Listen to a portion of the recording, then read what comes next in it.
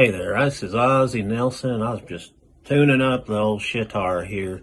Sounds pretty nice, doesn't it? Crazy, crazy, but that's how it goes. There's millions of people living as foes.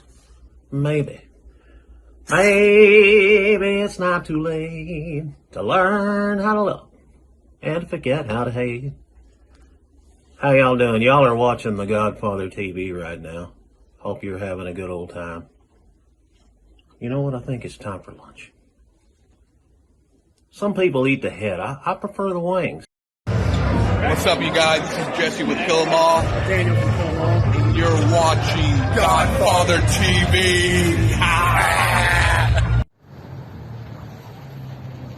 Greetings from Yokohama, Japan. If you're up on your Godzilla history, that's the landmark tower behind me in Minato Mirai in Yokohama. And no, Mothra is not going to fly by there. Once again, I'm here in Yokohama. My name's Edward Holland. You're watching Godfather TV. I just got finished watching Randy Rhoads' Reflection of a Guitar Hero at the movie theater here at our art house, and it was great. And as Ozzy Osbourne said in the movie, God bless Randy Rhoads. You're watching Godfather TV. Ready?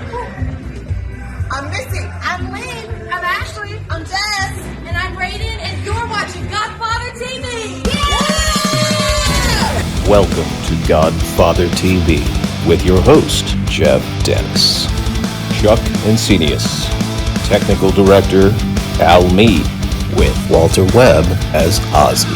Tonight's guest, Rick Perry. Has nothing to do with my diabetes. What's up, DFW? This is Chuck from Godfather TV. I'm at a top secret location. I was kidnapped by miniature dwarf garden gnomes. I have no idea where I am right now. If I don't show up within the next episode, please send out a search party for me. But on that note, I want to thank Mr. Al Mead, our production god out there.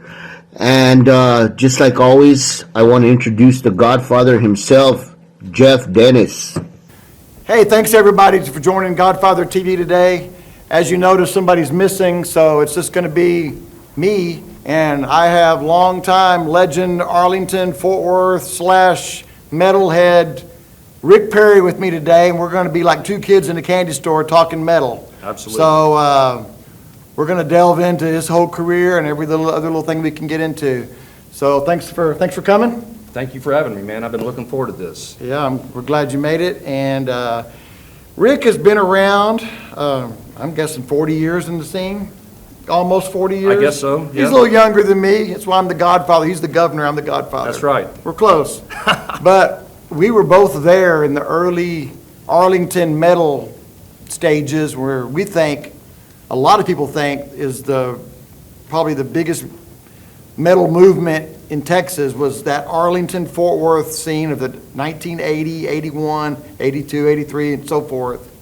That's where it all started. I mean, we birthed Pantera, Rigor Mortis, Hammer Witch. I mean, help me out here. It was more Warlock, Talon. Rigor Mortis. Yeah, there's tons of them.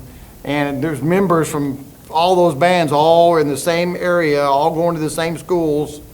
And it was just incredible to be alive back then. And we're here to talk about it. Luckily for Rick, he's been in several important bands over the years that were involved in that. I personally wasn't. I was in one band, and we were nothing to write home about. But anyway, we're going to start off. The first time I ever saw Rick was in a band called Warlock. Now, I know Warlock was around before Rick. They had Casey, Orr, and Harden from Rigor Mortis. And then those guys moved on to other projects, and then they ended up getting me. Rick and Nicky Khan, and That's right. Who else? Who was the bass player? Well, what happened was I had seen your band Eruption. I'd seen Eruption at a heavy metal show, and I knew Jerry was one of the heavy metal guys that was putting on these shows.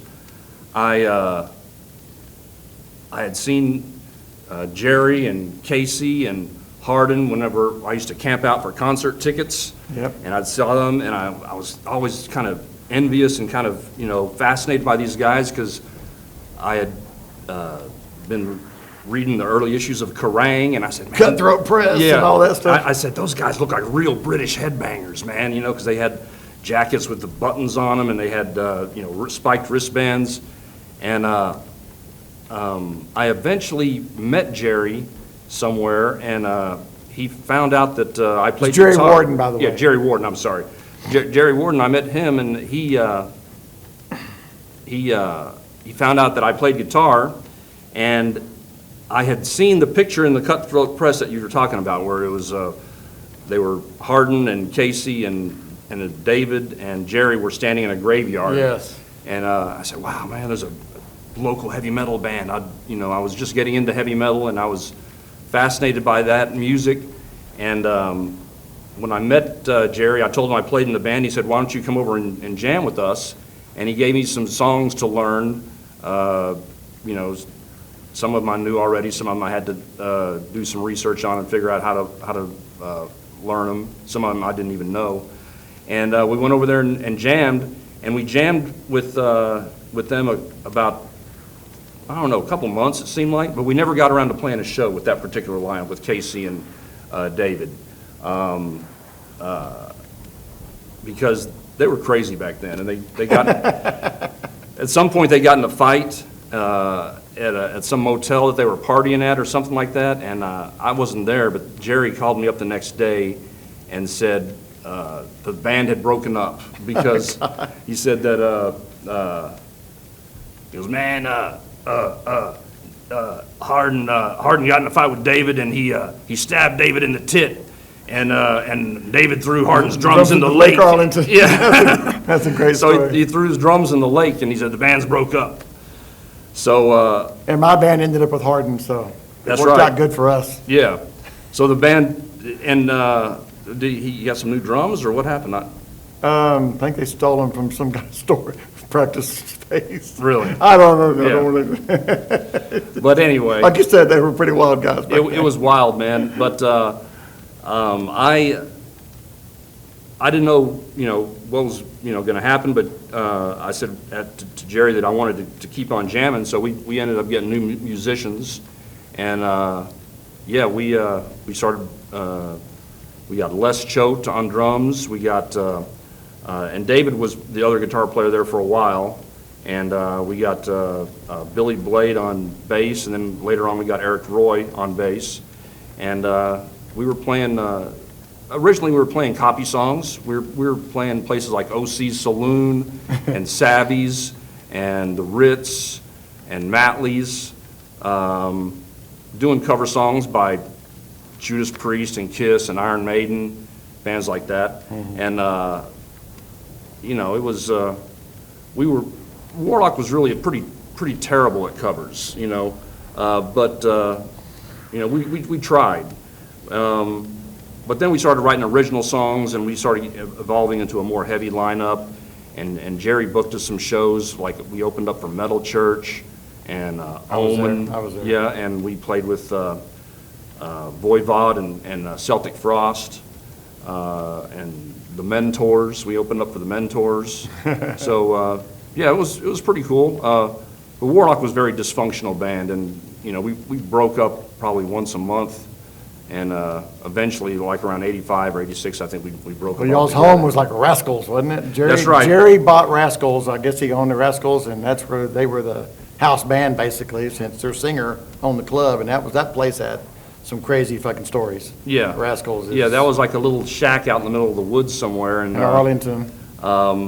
It was a haven for all kinds of crazy activity. But, we played there pretty much whenever we wanted to, and then he booked other bands too. Pantera played there. Yep. So it was a special time, that's for sure. Yes, it was. Another band we forgot a minute ago was Boss Tweed. How could we forget about Boss Tweed? They were way ahead of their time. They were actually probably the first heavy metal band. Yeah, I think they were the first metal band in DFW, and they were incredible. I'm hoping to get one of them guys in here to talk about that in another episode. Anyway, after Warlock faded out, I guess next up for you was Gammacide, which is still going strong on eBay, and y'all just released a box set and all kinds of stuff going on with Gammacide. But back in '86, there was not really a lot of thrash bands around town. And y'all might have been the first one. Rotten Corpse, maybe. Rotting Corpse and Rigor Mortis were before us, for sure. But there weren't many. But when Warlock broke up, Eric, Roy, and myself, we formed a new band, and we got Jamie Milford on drums, and we practiced that way for a while, and eventually we met Barnum Pondville at the Tombstone Factory at a Rigor Mortis show, as a matter of fact, and we formed Gammacide. We had written some original songs, and Rigor Mortis actually helped us out. They the very first show that Gammacide played was opening up for Rigor Mortis at the Arcadia Theater, and they were putting on a show called The Heaviest Night of Your Life, and it was Rigor Mortis, Watchtower, and us. And so that was a great chance for us to expose ourselves to all the local metalheads, in one gig. So that was really cool of them to do that. And then we kept on playing shows and building up a following. We added Scott Shelby as a second guitar player, and he definitely gave us an injection of mayhem and speed and ferocity. And before we got Scott, we had put out a demo. We recorded a demo at Pantego Sound. I had that cassette. That was great. And we sent that around to all the magazines like Metal Forces and Kerrang. We started getting good reviews in all those magazines, and it was pretty amazing to be getting fan mail from all over the world. Pretty soon we were in zines in all kinds of countries. Every day I would go to the mailbox and it'd be letters from Argentina or Pakistan or Chile or Russia or Italy, Belgium, all kinds of places. And so that was really exciting, and that really made us feel like we were reaching out and branching beyond, just Arlington, Texas. And then we got Scott, and then we signed with a small label in Los Angeles called Wild Rags Records, and we did our debut album. And we played all throughout Texas and opened up shows for like Dark Angel and Exodus,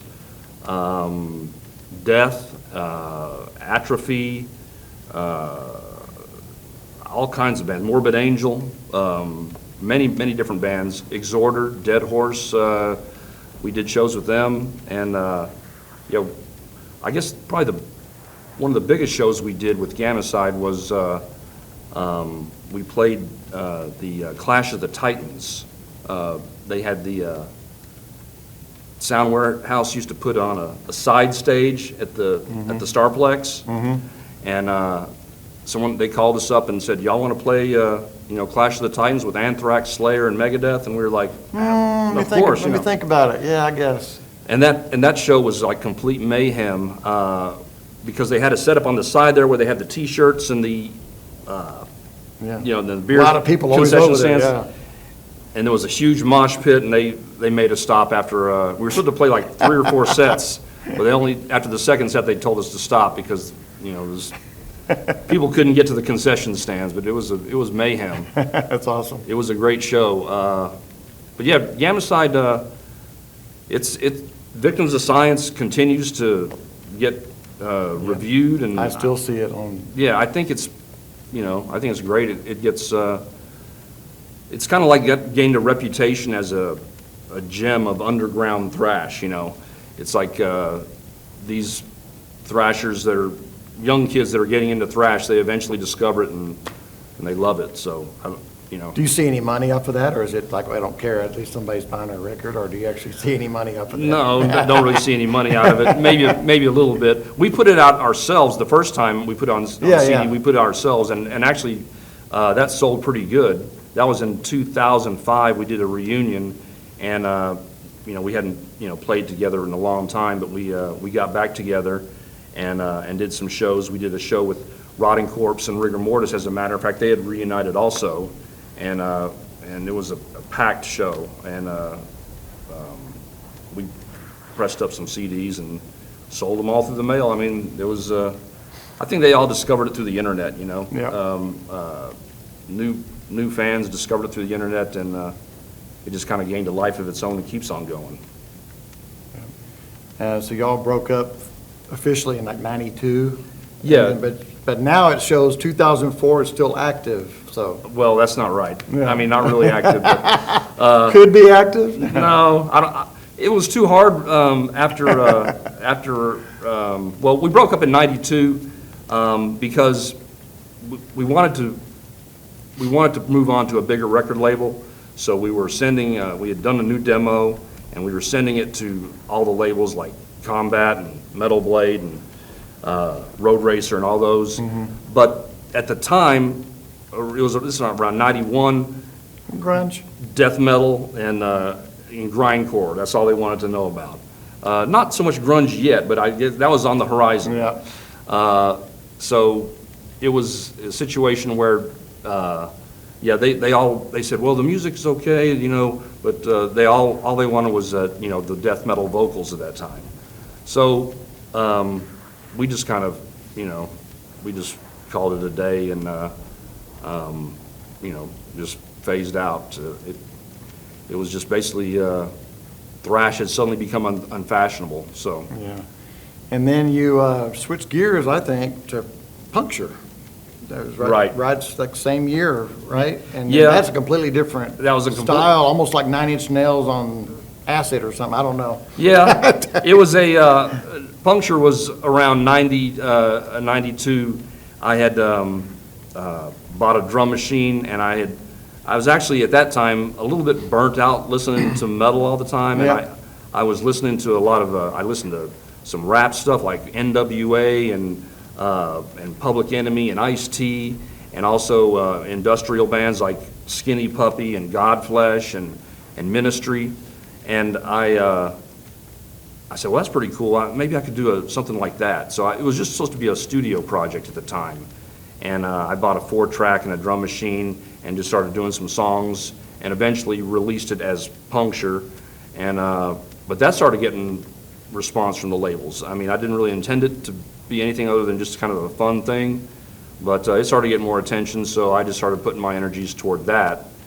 And that, we ended up putting out a record on Century Media in 1994, and then another one in 96 on another label from Houston, and we did like a U.S. tour with Guar, and it was more of an attempt to, it's, you know, it's kind of embarrassing, but yeah, I mean, all the metalheads tried to find something to do in the 90s, Yeah. you know?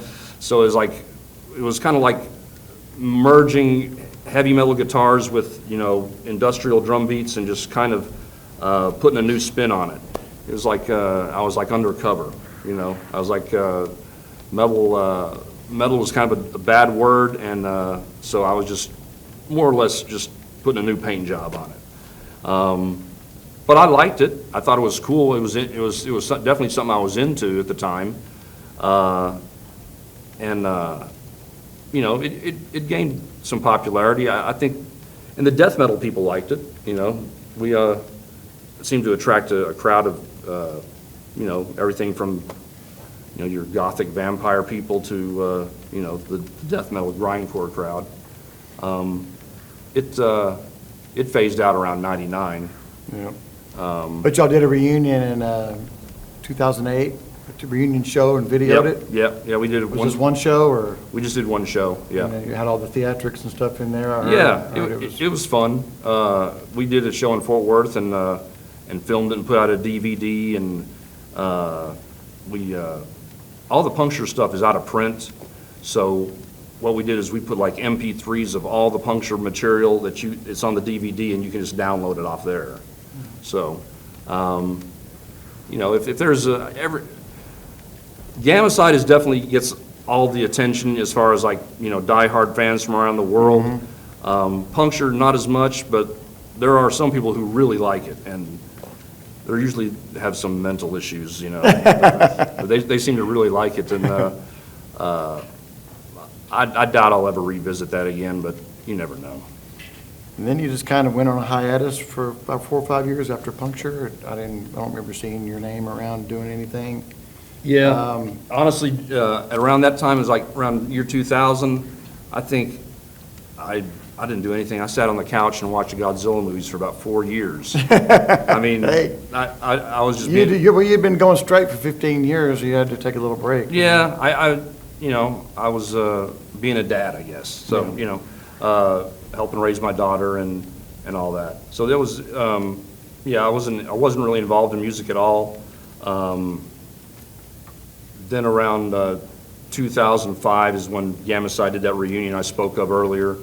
And that was really based on me looking on the internet and seeing that all these people were getting into it. And, I said, wow, people actually know about this. They think we're a new band. Let's Yeah. get out there and do something. Exactly. They care about this stuff, and so we did a reunion, and we did a couple of shows with Rigor Mortis, and then we did our own like little Texas tour.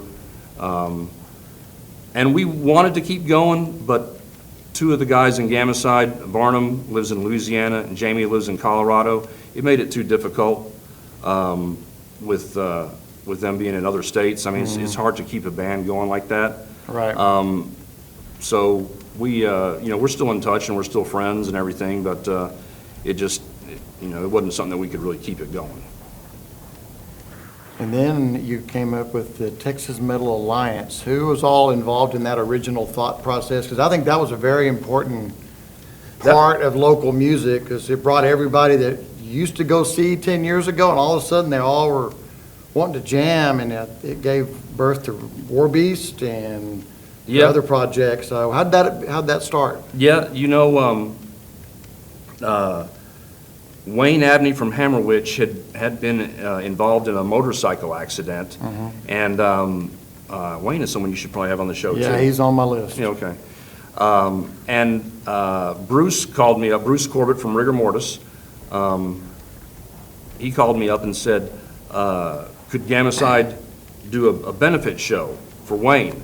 And I said, well, no, because we had just got done doing our little Texas tour. I said, the other guys went back home to their states, and so no, we can't do it. We just did something, and we can't do it right now. And he said the same thing was going on with Rigor Mortis. So I said, well, why don't we just get together and we'll play some Rigor Mortis songs, and you can sing some Gammacide songs, and we'll just do it like that. So we basically had who did we have on drums? We had Ed Velez on drums. We had Alan Beauvais, who was the bass player of Gammacide at that time. He helped us. And then Casey came in and he played bass for a while, Casey Orr. Darren and Sal from Hammerwich joined in for a while.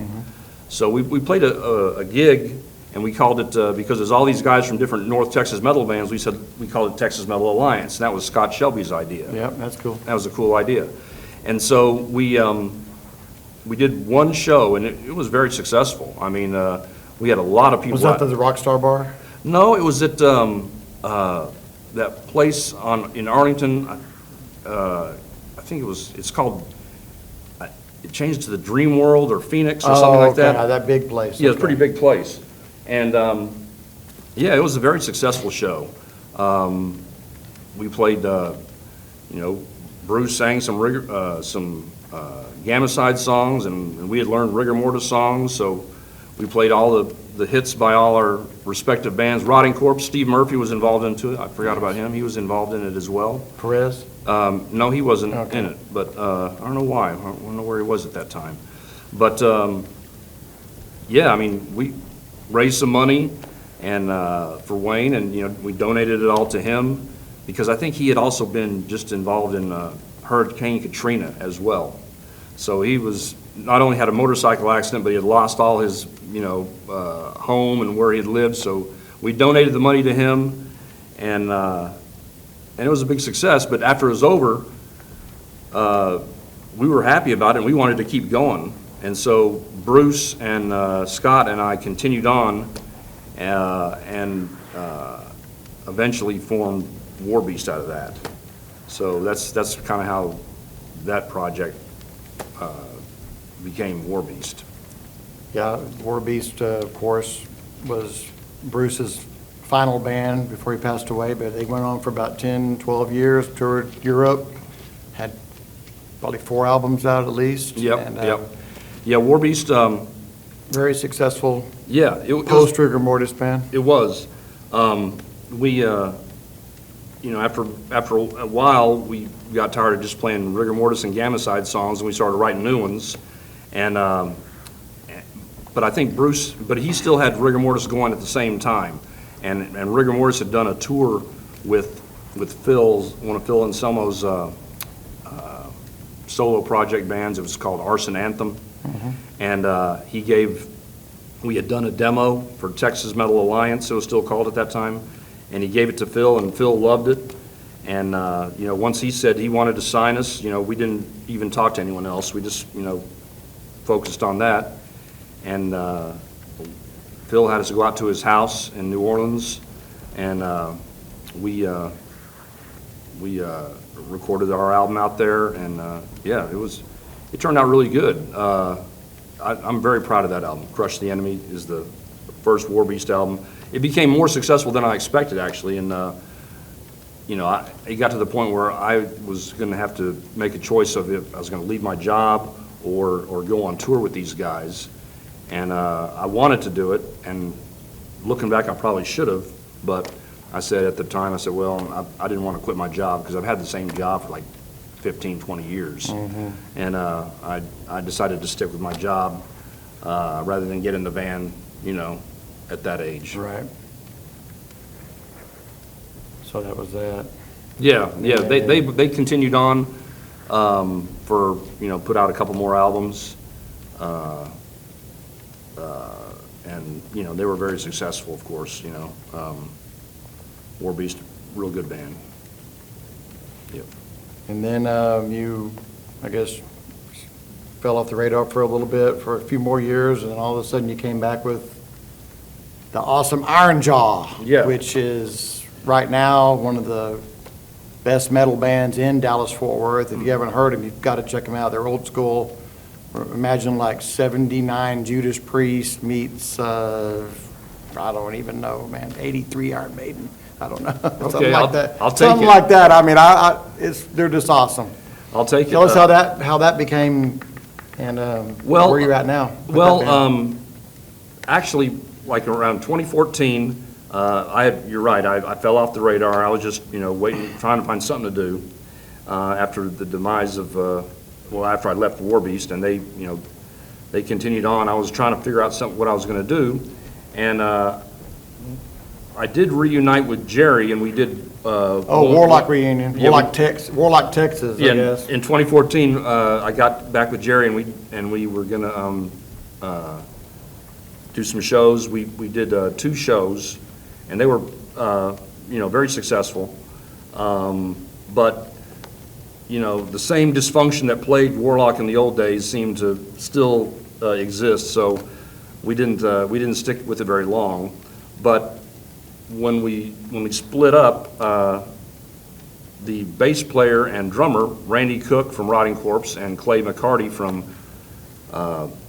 Gas Chamber, they came with me, and then we kept on playing together, writing new songs, and that became Iron Jaw. And really, it's kind of come full circle for me, just going back to the stuff that influenced me and made me first want to get into music, which was, Kiss, Judas Priest, Saxon, Motorhead, just the earliest stuff that I got into whenever I was just getting into music, and wanting to write songs in that kind of flavor.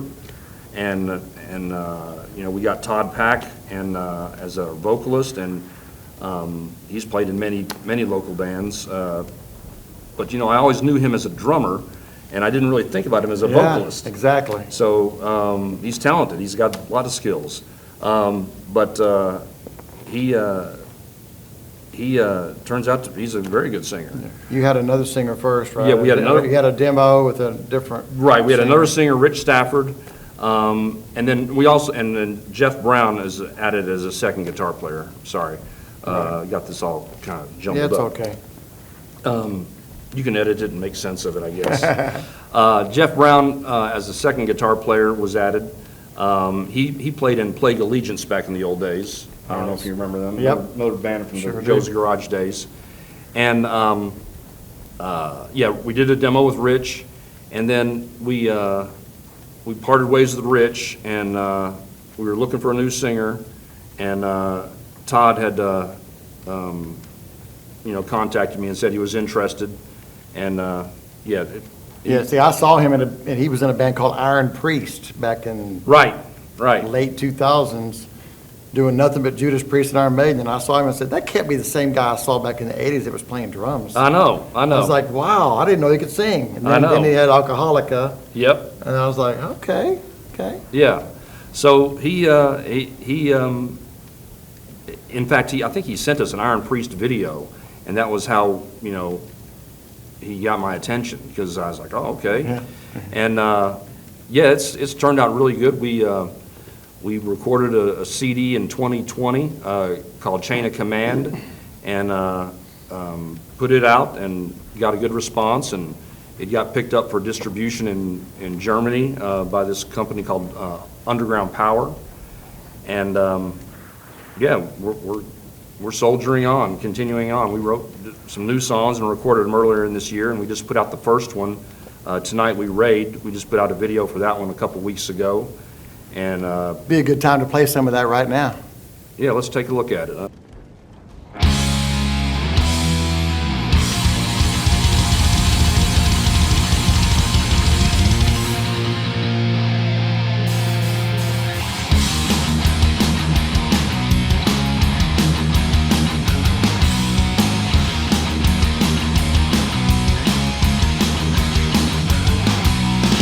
We're coming to invade your city, to burn the land and cast you out.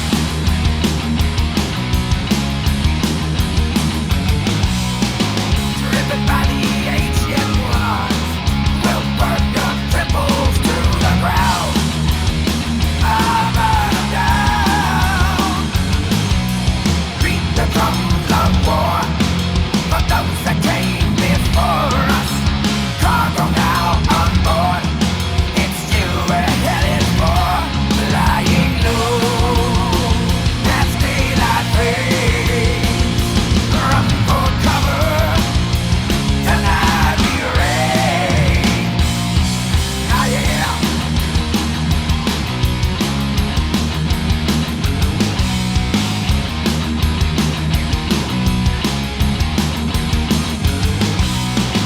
Not simple battle legions, black leather angels travel far, far and wide.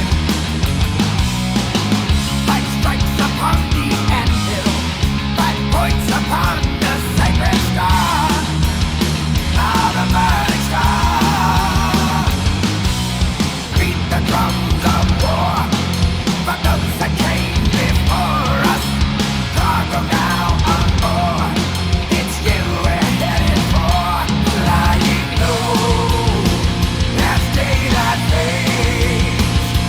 Run for cover. Tonight we raid.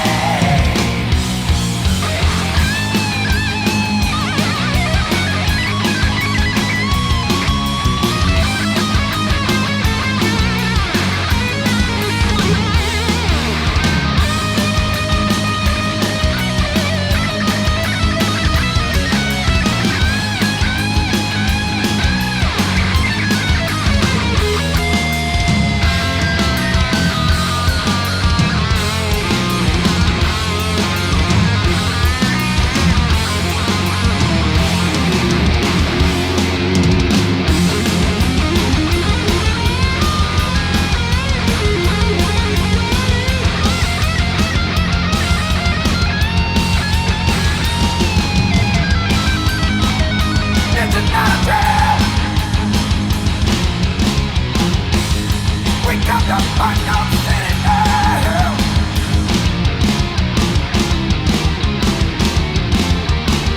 Tonight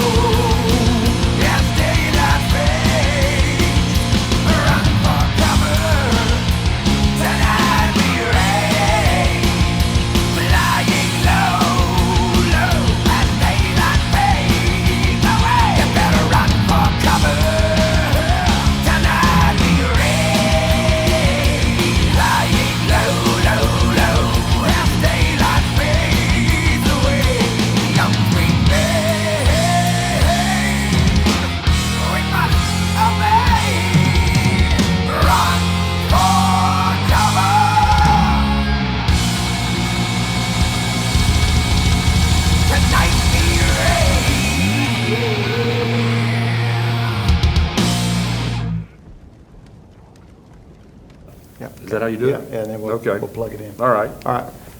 And then we'll come back. When do you think the album is going to come out? Well, Jeff, the way it is now, it's like, I don't think people really listen to music that way as much anymore. I mean, I still like to listen to albums, but if I really am honest with myself, I think, well, what's the last album I listened to by a new band? I listen to lots of music, and I'm always checking stuff out, but people seem to consume it differently now, and so I think what we're going to do is probably just put out one song every month, and that way the songs have a better chance to kind of soak in and people get a chance to absorb it.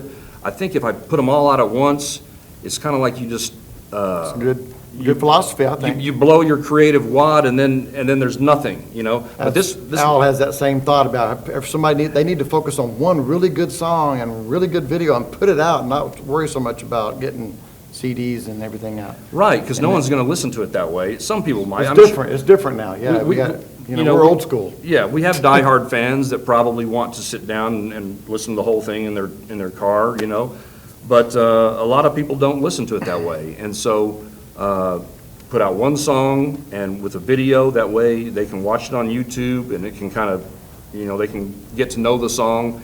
And then a month later we'll give them another one. And then a month later we'll give them another one. And then at the end of that, then we'll put out the whole thing, maybe. All them songs you heard the last year, here they are all at once. Yeah. To sell at shows and stuff. Yeah, exactly. Because now it seems like the CD is more like a merch item than actually something they actually listen to. It's Right. like they just buy it just to support the band and to, that's what I'm thinking we're going to do. That's a good idea. And y'all recorded this one yourselves this time, right? Yeah, we recorded ourselves, so it took a little longer because, a lot of learning goes along with that. But the same guy who mixed the first album is mixing it, so we just send the tapes to him and let him mix it. So it's got the same sound. Yeah. And is the German company going to put that one out too? Yeah, I believe so. And there's another company called No Life Till Metal, and they recently had put out the Gammacide on CD and vinyl, and I think they're going to put the Iron Jaw out on vinyl as well. So nice. So yeah, it'll eventually come out like that. Because, I know that people, it's at the shows, you can sell them at the shows, but it's kind of hard to sell CDs as much as it used to be. I mean, new cars don't even come with CD players now. Yeah. So it makes it tough. It's tough. It's tough for sure. And then you and a bunch of local old school legends got together and formed Headbanger, which, like John Perez told me one time, only 5 people that are going to be there is going to be me and you and Spicoli and like 2 other guys we know, because it's all songs from like 80, 81, 82, new wave of British heavy metal stuff that nobody knows, but everybody seems to dig it. I just saw them with Raven last week, and everybody was getting into it, even if they didn't know the song. So, how'd that come to be? Well, we mentioned Boss Tweed earlier, and John is good friends with Lance Williams, the drummer of Boss Tweed, and he hangs out at the record store where John works. And Born Late Records in Fort Worth. Yep. And and I met Lance, and Lance was another one that I had known about for many years, but had never really got to know him. You heard the legends about Lance. Right, yeah. And so I was very kind of apprehensive, but eager to meet him. And yeah, he's a cool guy, but he hadn't played drums in years, but I guess he needed something to do, so he bought a drum kit and It's like $15,000 drum kit or something. $10,000 drum something kit. Like that out of the blue. Spare no expense. And John and Lance wanted me to learn some songs, so we each picked a few copy songs and just have fun. And it's just it's something fun to do, and we'll do it every now and then. Not trying to play every weekend or anything like that, but when the moment is right, Headbanger will play another show. We are playing a show at the end of November. We're playing a show at the Haltom Theater with Power Fest with Wayne Stokely's band. Right. Infidel Rising. And this might be out by then. I don't know. We'll see. Oh, okay. It's 4 episodes. There's 3 episodes before this one. Okay. Well, then just but if it is, then it'll be cool. Yeah. We. Who else is in Headbanger? Pat Bond on bass, and Spicoli on vocals. So yeah, we try to play obscure songs so that, only the hippest people will even know what it is, And yeah, we said, and that's kind of our barometer whenever we play. We say, whenever we're working on a song, we say, well, will Jeff Dennis like it? Yep. And that's you're kind of like the gauge by Will which he we know go it? by. Yeah. Right.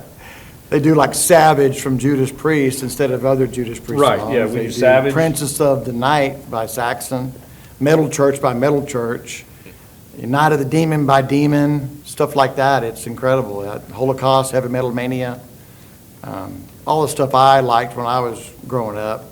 You probably don't know it, but, Hey. But you should. But you should. Yeah. Hey, I think we got a phone call coming in. Oh my God, it's Chuck, my co-host. What you got, Chuck? How you doing, Mr. Governor Rick Perry?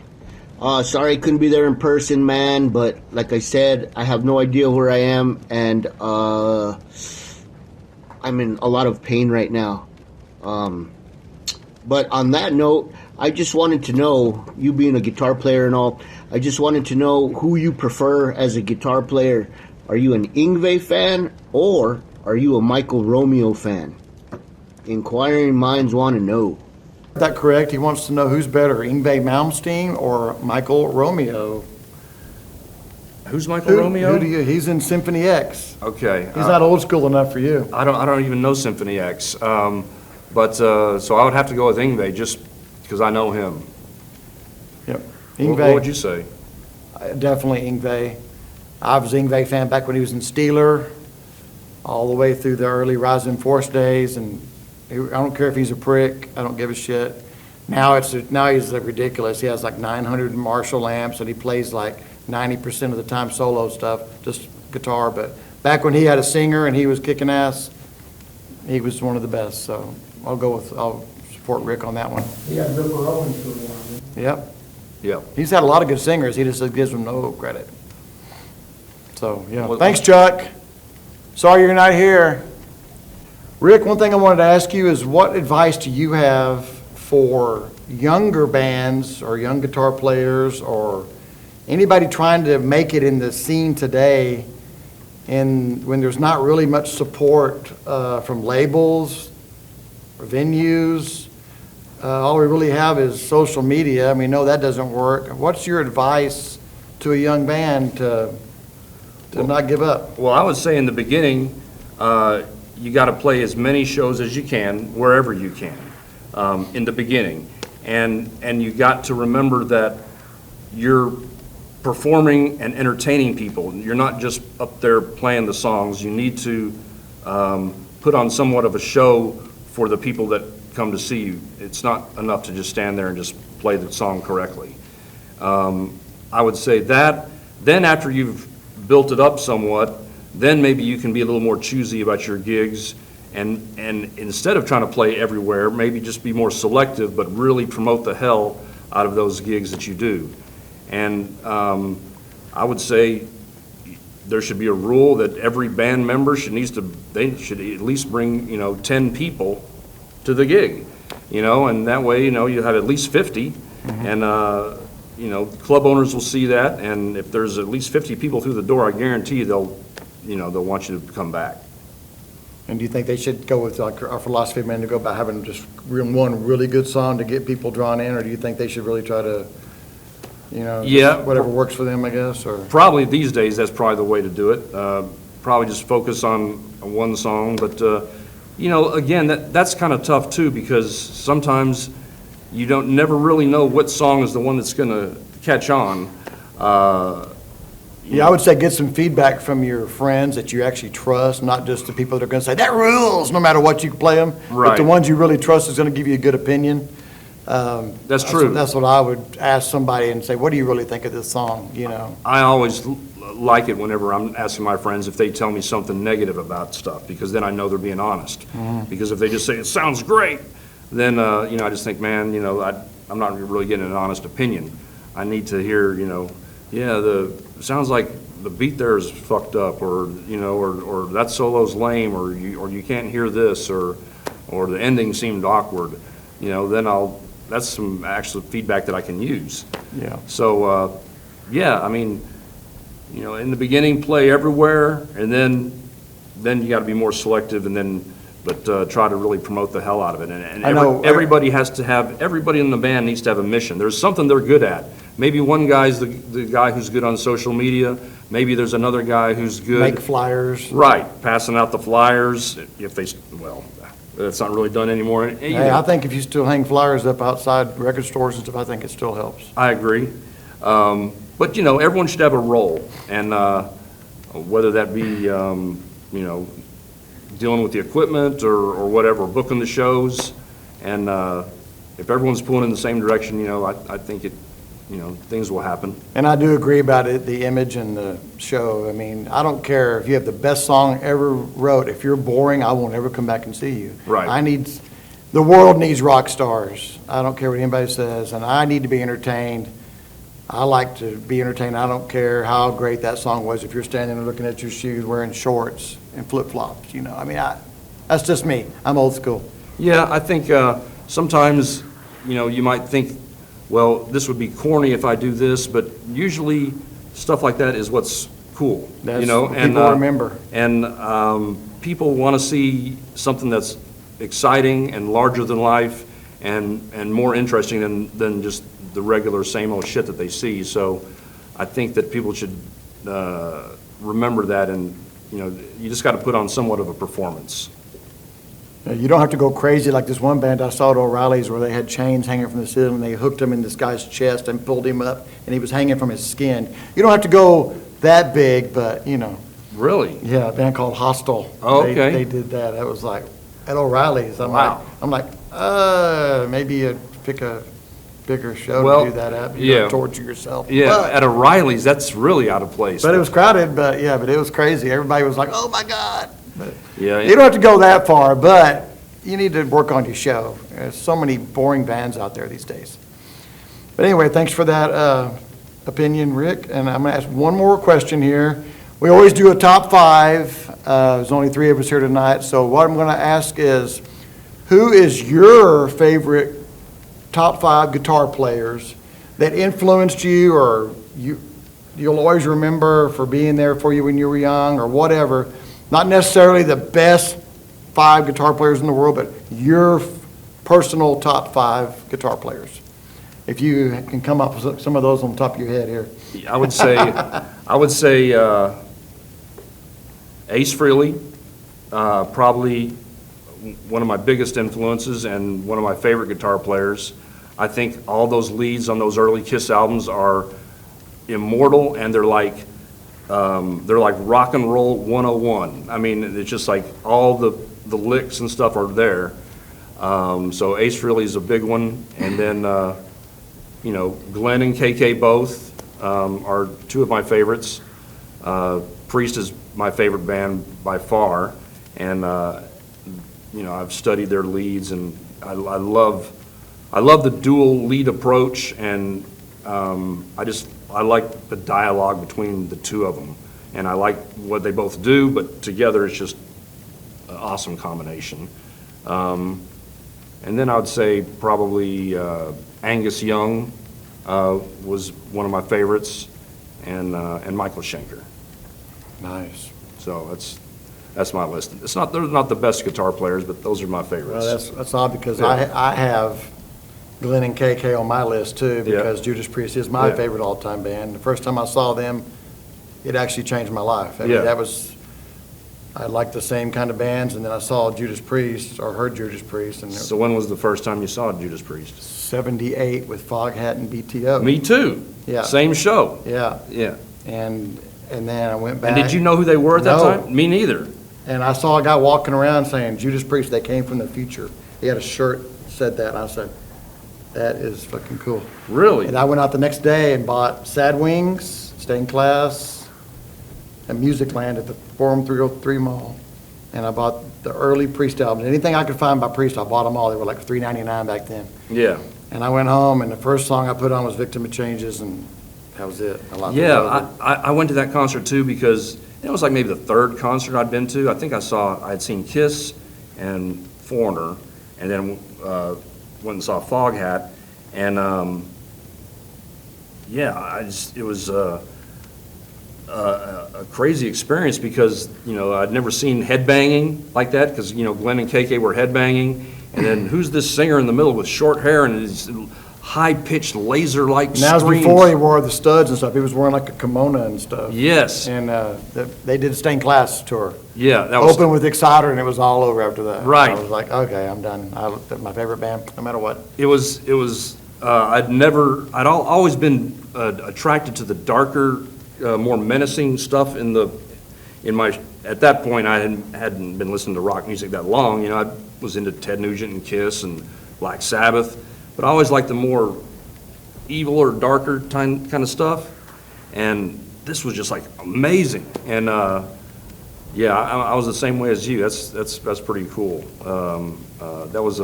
I didn't have any idea who they were, but they definitely sold me on that one. Yeah.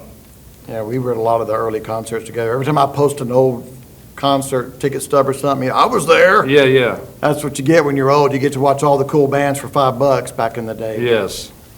So Glenn and KK. Glenn and KK. Then Michael Schenker's on my list too, because there's nothing better than Old UFO.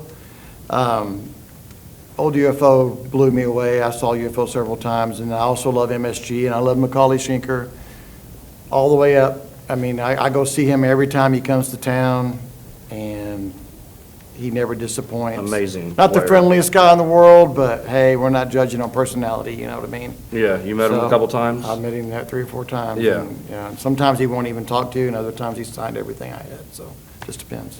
Well, I was going to ask you that too, because I've seen that you've met a lot of guys, Yeah. a lot of famous rock stars. How do you manage that? Do you pay for the meet and greets, or do you just? I've only done that 2 times, I think. Yeah. I try to catch them either on the way up or on the way down, not when they're in their heyday. When you're in their heyday, they're impossible to get to. Yeah. Catch them when they're first starting out, just go hang out by their bus. Yeah. Or backstage or by the stage, or when after they've already been big and they're on the way down, hang out in the back of the club. That's usually where they're at. Yeah. That's where I met Judas Priest several times after Ripper joined them. They were playing smaller venues, and it was easier to meet all them guys.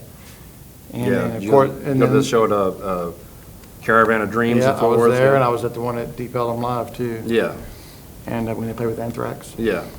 And I try to catch everybody either on the way up or on the way down. So, Yeah. And a couple of times I was writing for Hard to Beat magazine. I got set up backstage, and that's how I met Dio and people like that. So it was cool. Yeah. And how was he? He was the best, friendliest person I've ever met in my Yeah. life. To this day, number 1. Awesome. Worst, Blackie Lawless, but we won't talk about that. Anyway. Okay. Why not? That sounds interesting. My 4th guitar player, Randy Rhoads. He might be number 1, but he was around such a short time. I'm just going to bump him up to 4. Yeah. But when I saw him play live at Fort Worth, Motorhead opened. I saw that one. Yep. That was, who in the hell's that guy? Yeah. I already had the album, but I just didn't put 2 and 2 together. And then when they came back again the second time at reunion, UFO opened, and he died a month later. But it was just like, whoa, he left impact on me for sure. Yeah. I mean, he was one of them.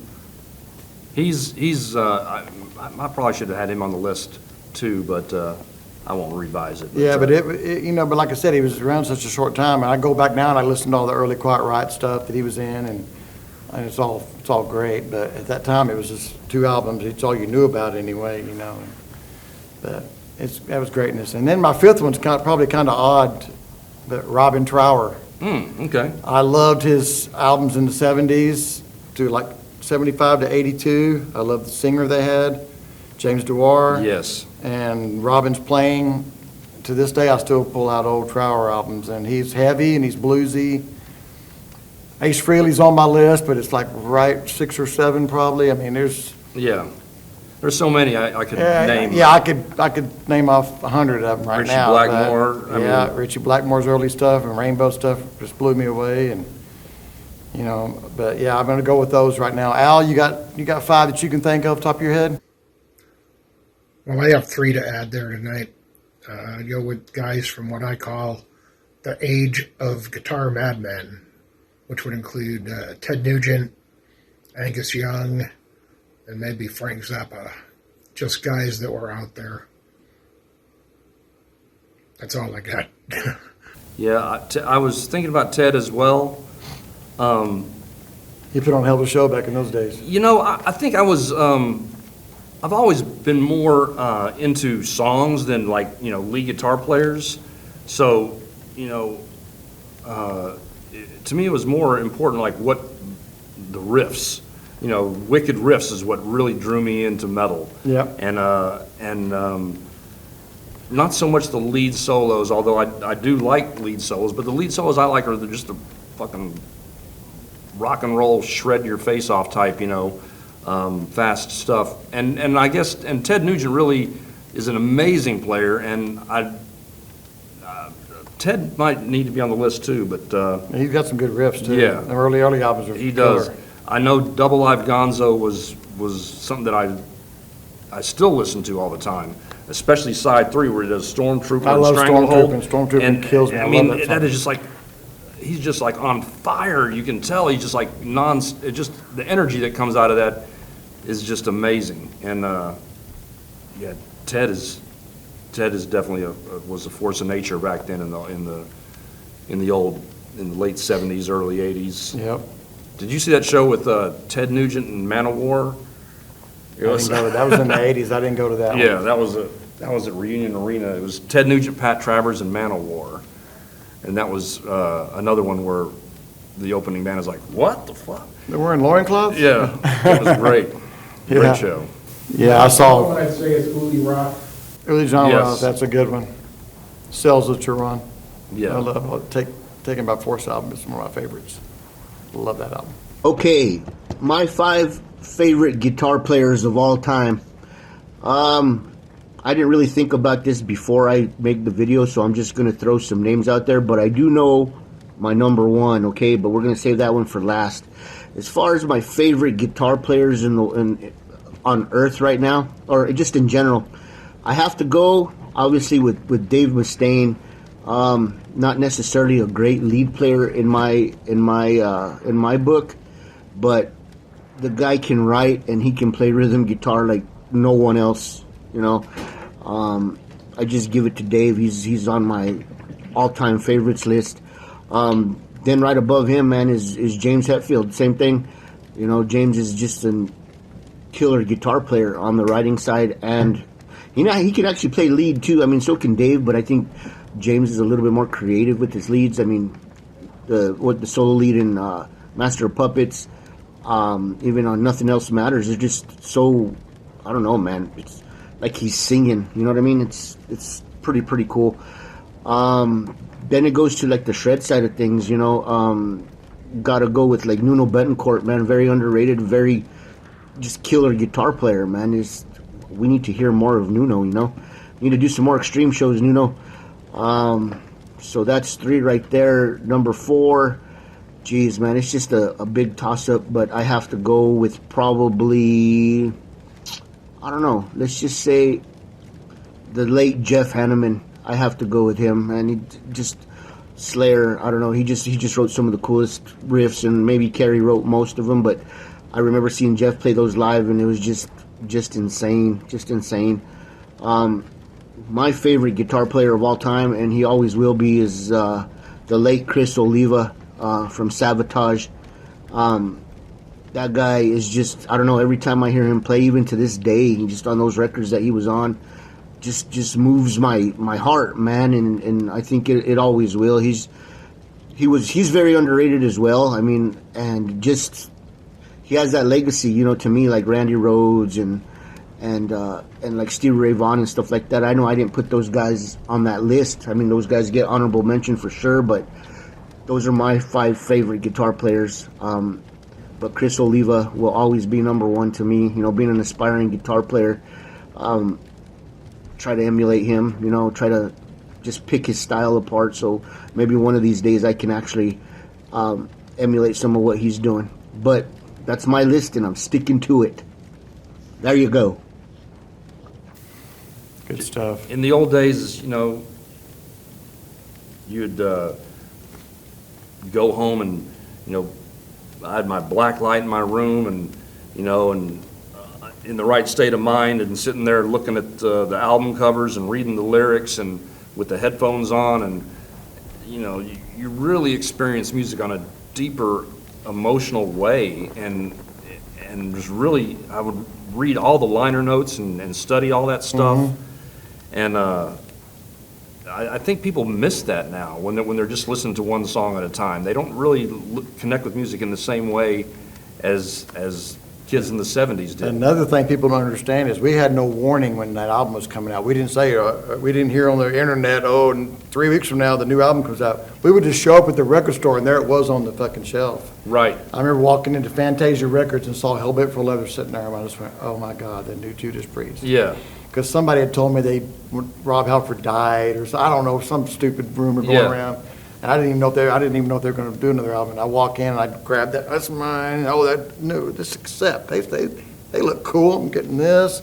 You just start grabbing shit. Every Friday I got paid and I'd go get 5 new albums every week, and I'd spend the rest of the weekend listening to them when I wasn't at Savvy's or somewhere watching the bands. Well, Fantasia was awesome for me as well because I got the early Kerrang magazines and I'd read those and learn about all these different bands, that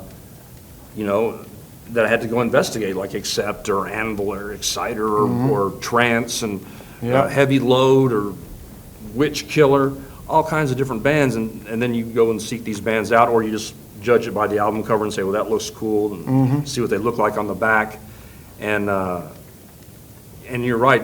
I mean, this is going to sound totally like Get Off My Lawn stuff, but there was no advance warning when something came out. It was just, it showed up and that was it. And the same way when the bands came on tour, now it's kind of a letdown because I've already watched videos of the band on the tour. I already know their set list. Yeah, you know their set list. You didn't know what they were going to wear, what the stage was going to look like, what songs they were going to play. It was a complete surprise. I loved it. Yeah. And I think a lot of that... and it was like $10 to go sit on the floor, so, yeah. A lot of that mystery is gone now, right? I mean, they used to really be just untouchable figures that you couldn't even imagine. I remember, saying, wow, Ozzy Osbourne is in this city somewhere. He's here, and being so excited to go see those concerts back then. And I'm sure it's the same way now for kids who want to see their favorite bands, but I don't know. I just think some of that magic is missing. It's nothing like it used to be, and it was. God, I love those days. Yeah. I couldn't wait for Friday to come to buy new albums. Yeah. Yeah. All right, Rick. Thanks for taking a trip down memory lane with us. Sure, man. We really enjoyed it. Yep. And I know we could sit here and talk all night, but these people probably don't want to watch that shit. So we're just going to cut this off right now. And once again, we want to thank Rick, thank Al Mead, our production god. Thanks to Walter Webb for our intros. Thanks to Chuck for nothing. And Godfather signing out. Thank you. Hey, David Olson here. You're watching Godfather TV. Hey, I'm Tony the Tiger. Watch Godfather TV with Jeff Dennis, Al Mead, and Chuck Insenius because they're great.